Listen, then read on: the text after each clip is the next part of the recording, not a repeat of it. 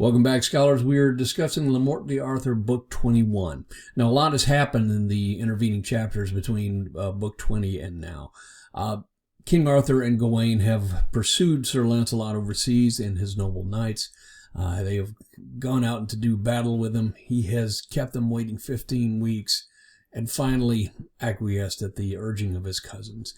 In the battle, Sir Gawain has been injured many times and quite severely. Meanwhile, back home, things have gotten kind of bad. See, now here we see Arthur's tragic flaw.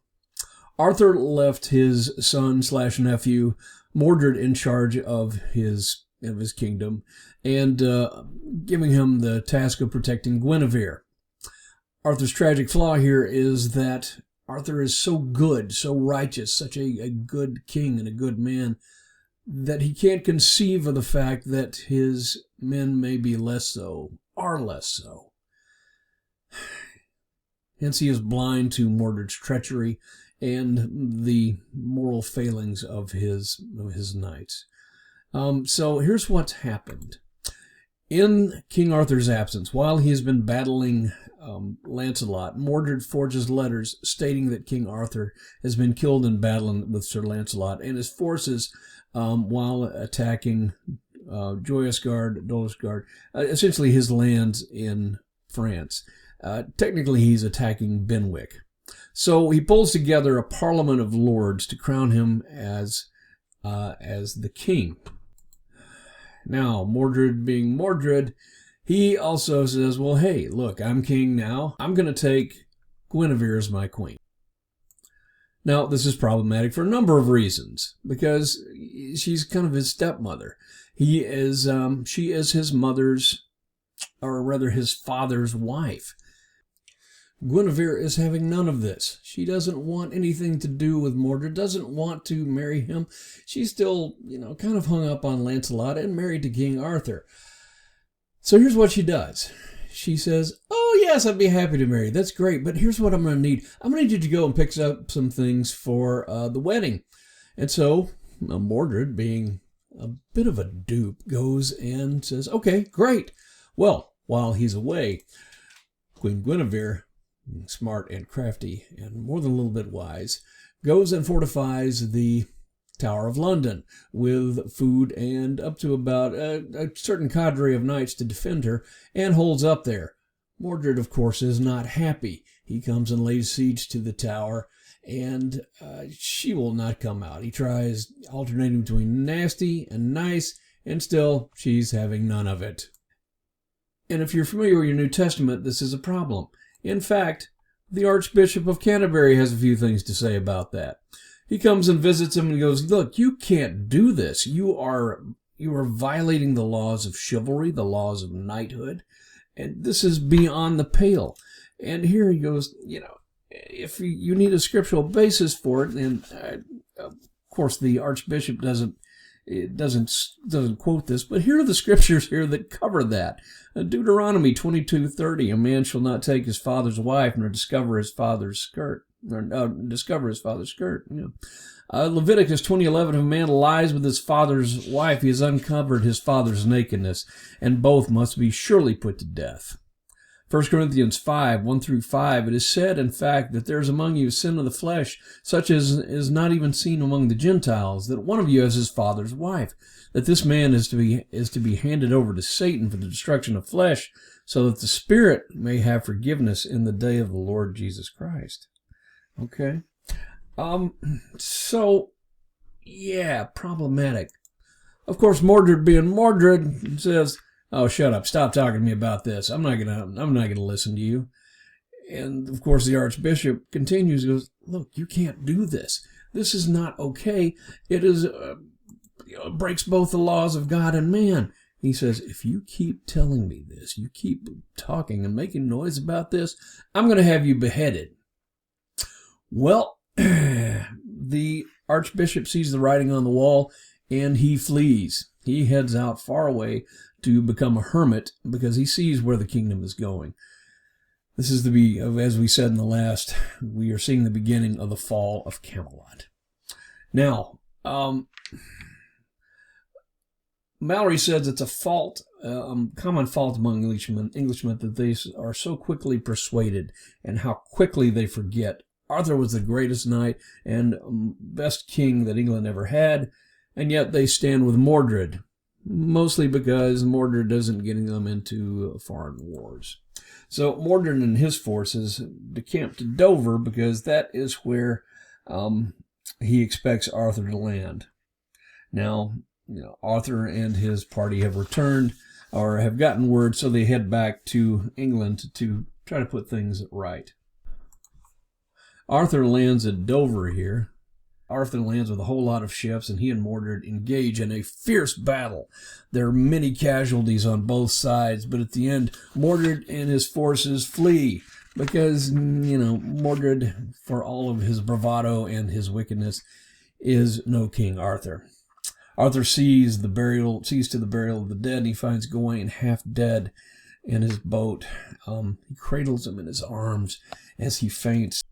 When Gawain comes to, Arthur tells him, "You, my nephew, and Lancelot were my closest friends. I've lost one, now I'm about to lose the other." Gawain says, "Arthur, my uncle, I'm dying. I was struck in the old wound that I got while I was fighting Lancelot. Lancelot struck him in the head and split his shield, fractured his cranium." He says, if I had not sought revenge on Lancelot, none of this would have happened. It's because of that. It was Lancelot that kept the kingdom safe, but it was my fault I wouldn't make peace with him. And he asked for a pen and paper to be brought to him. Gawain writes to Lancelot and tells him that his death is not Lancelot's fault.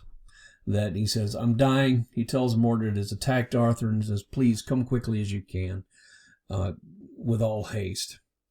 Gawain swoons, and when he comes to, Arthur gives him his last rites and commends him to his lord.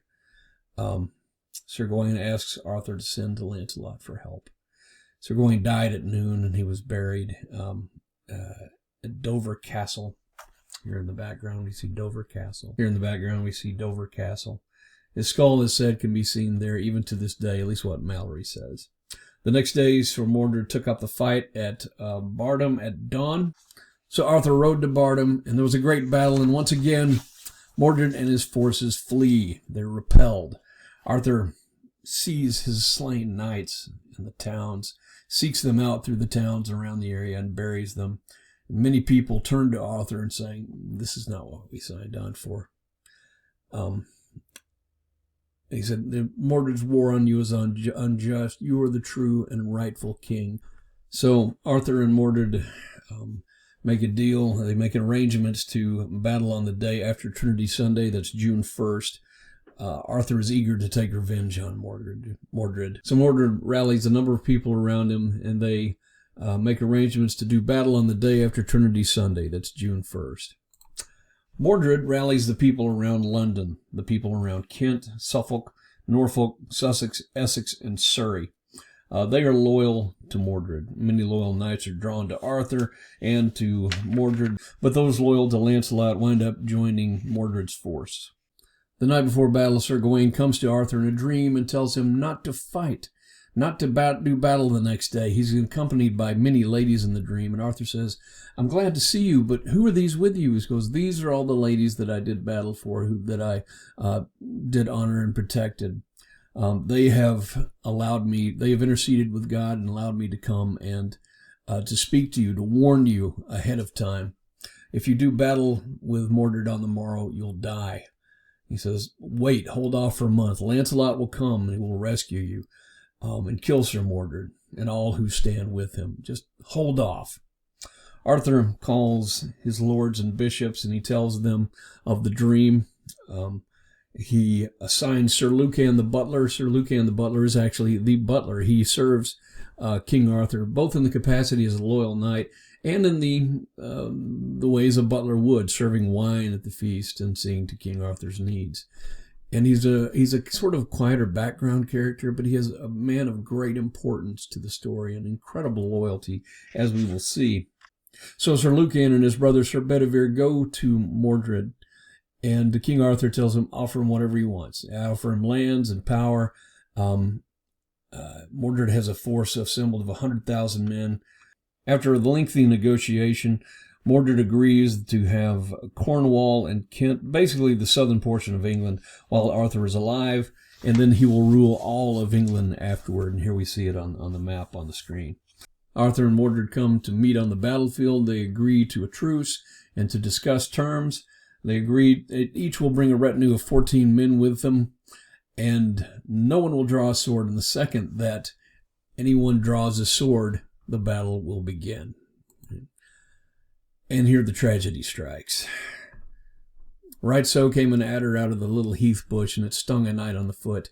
And when the knight felt him stung, and he looked down and saw the adder, and then he drew his sword and slayed the adder, and thought none other harm. And when the host on both parties saw the sword drawn, then they blew their beams and trumpets and horns, and they shouted grimly, and so both hosts dressed them together. And so through the most unfortunate of circumstances, an unfortunate happening that they couldn't have foreseen, the battle begins and peace is lost. Arthur mounts his horse and says, "Alas, unhappy day," and the battle begins in earnest. It is a bloody, vicious battle. Many times Mordred comes close within striking distance of Arthur, but he does not prevail. The battle lasted for a day, claimed 100,000 knights. Arthur was heartbroken to see so many of his men killed. He looks around him and sees all of his noble knights slain, but two, those knights being Sir Lucan and Sir Bedivere. He's grief-stricken. He says, "Alas, that I should ever see this doleful day, for now I am come to my end." Arthur sees Sir Mordred across the battlefield leaning on his sword, and he says, "Give me my spear. I'm going to finish him now." And here Sir Lucan, the loyal Sir Lucan, his butler, the unsung hero of the battle, is the voice of reason and temperance. He says, "Let him be. We'll get him another time. Look, there's only one of him. There are three of us remaining. He must be, we can stop him later. Remember the prophecy. We've won." But Arthur is dead set on revenge, and he says he'll never have a better chance. So he goes, "Give me my spear." Sir Bedivere says, "Godspeed." And so Arthur runs at Sir Mordred with his spear and catches him underneath the armor and sticks him. He goes, Mordred says, it pierces him a fathom. Arthur takes his spear in both hands. He runs at Mordred and says, "Traitor, now thy death day is come." And the spear finds the space between his armor plates. Mordred knows that he's mortally wounded, so he pushes himself up on his sword. Now Mordred knows that he's mortally wounded, so he pushes himself down the shaft of the spear and strikes Arthur with his sword so that he cuts through Arthur's helmet into his skull, and then falls dead. Arthur swoons, being wounded so severely. Now remember at this point, the scabbard of Excalibur is gone. Morgan Le Fay, in an earlier story, has stolen both sword and scabbard. He manages to get Excalibur back, but she throws the scabbard into the lake. The scabbard that would have protected him, saved him from any kind of harm. Lucan and Bedivere find the king and carry him to a chapel close by to rest. This is by the seaside. That night they hear the cries from the battlefield, and Arthur sends Sir Lucan to see what it's all about. And here is a bloody bit of reality in the Arthurian legend. Lucan observes thieves and looters going and pickpocketing the dead and the wounded, stealing their armor, stealing their jewelry and swords, and those who were still alive, they finish them off. They stab them, they end their lives. Now here's the thing. The battlefield of a medieval battle was a place of great potential and potential wealth. You could feed your family for several months on the armor that you found and sold there. This is also the end of prosperity and the darkest moment, perhaps, of Camelot next to King Arthur's death, because this country once ruled over by a noble king and his knights, the realm protected from this kind of degradation is now fallen, and has fallen to the lowest common denominator. The scavengers, the human element of the lowest ranks of humanity, are here picking the bodies clean. The king is too weak to stand, and so he grieves that Lancelot was not there. Sir Lucan goes to him, lift Arthur, and Sir Bedivere with him, but Sir Lucan faints. Wound in his stomach opens up and his intestines fall out. Now, that's a graphic image, but if you can get past that, consider just how loyal and how great a knight Sir Lucan is in the canon of, and in the Fellowship of the Round Table, that even so grievously, so mortally wounded, he still serves his king to the last full measure. Arthur grieves that so noble a man died for him, and he is so thankful for the fact that he won't live to grieve him long. He tells Sir Bedivere, my time is near. He says, take Excalibur, take it to the water and throw it in, and come and tell me what you see. Bedivere says, my lord, it will be done. And so he takes the sword, he sets off, but looking at the sword, it's beautiful and it's jewel encrusted, and he thinks, I can't throw this away. I can't just toss this into a lake. And so he hides in a tree and goes back, and Arthur says, what did you see? And he goes, I saw nothing. He goes, liar, look, do what I told you. My time is near. Throw the sword in the water. So Bedivere goes again, and he thinks, it would be a sin to throw the sword away. So he comes back, and he asks, what did you see? He goes, all I saw was waves and water. Arthur is angry at this point. He goes, you will do what I told you. If you do not return the sword to the lake, like I told, to the water, the way I told you to, I will kill you myself. Do what I say quickly, or I'll slay you the next time I see you. You would see me dead for my sword. And so this time Sir Bedivere goes, and he takes the sword, and he throws it into the water. And what happens here is something amazing. As he throws the sword into the water, an arm reaches out and catches the sword by the handle, brandishes it 3 times, and then sword and arm disappear beneath the lake. There's some interesting parallels here to the New Testament.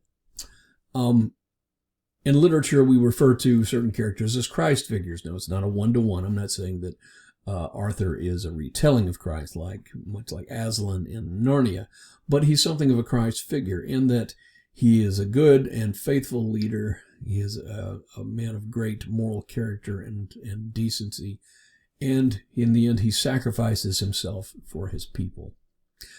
And here, the 3 times that Sir Bedivere takes the sword to the water, in many respects, parallel Peter's 3 denials of Christ. Now, you may be thinking at this point, too, why didn't he just not fight? Why did he just, say, look, I'll meet you another day? Well, there's a reason for that. Now, we know from stories like Oedipus Rex and other great classics that prophecy cannot be avoided.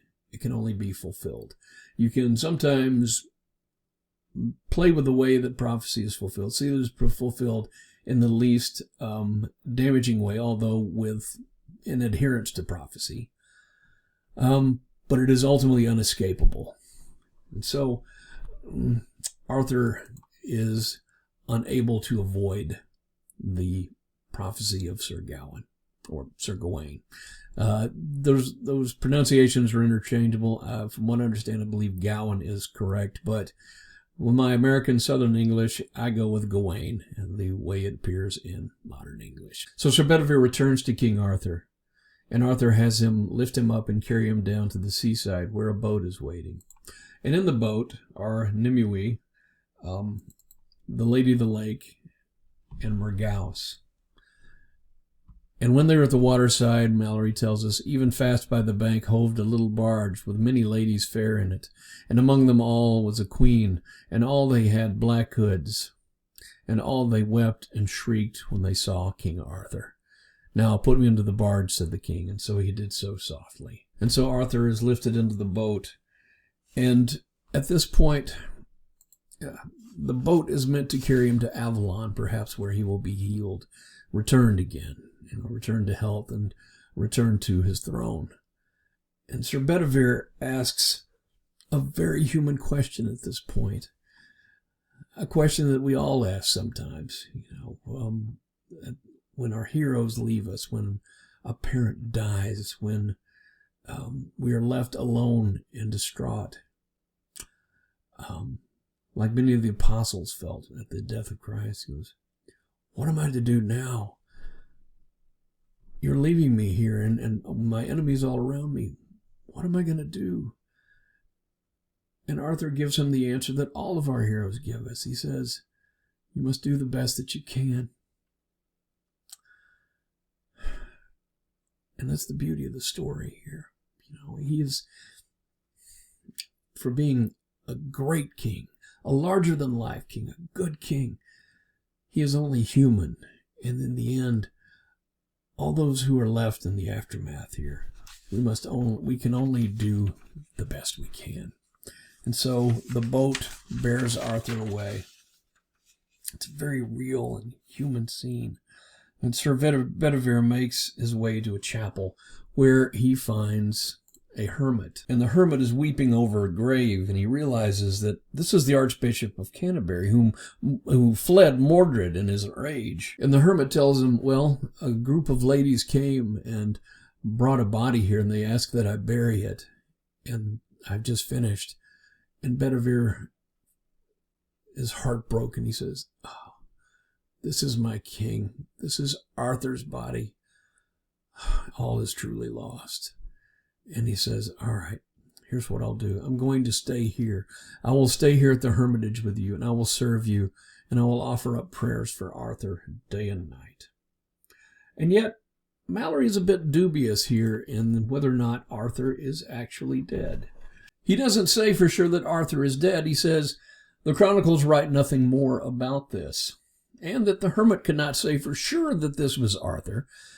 And being the Archbishop of Canterbury, he probably would have seen the king a time or two. The church and the monarchs having some pretty close associations. So Mallory leaves us with this rather dubious but also quite hopeful statement at the end. But some men in England say that Arthur is not dead, but by the will of Christ in another place, and he will come again. I won't say for sure, but many men say, written upon his tomb is the epitaph, here lies Arthur, the once and future king. Now, there are later chapters, too, that go on to tell about how Guinevere became a nun, how Lancelot came to England upon hearing of Arthur's death, and how he became a priest, how he died, and how Constantine became king after Arthur. So ends the tale of King Arthur and the Round Table, the Knights of the Round Table. But what is it that draws us back to these stories again and again? Well, perhaps, as the musical goes, we like to believe that once there was a spot, that one brief shining moment, there was Camelot. Even now, even today, there are many stories told about King Arthur. My favorite film of the version is 1981's Excalibur. There are many others. There is the 1953 version. There is the graphic novel Camelot 3000. Of course, there was the Merlin TV series. Charlie Hunnam recently was in a movie, Arthur, Legend of the Sword. There are other lesser ones. My least favorite was First Night with Richard Gere. But why do we read these tales, and why do we keep seeking and being fascinated by Arthur, even all these centuries later?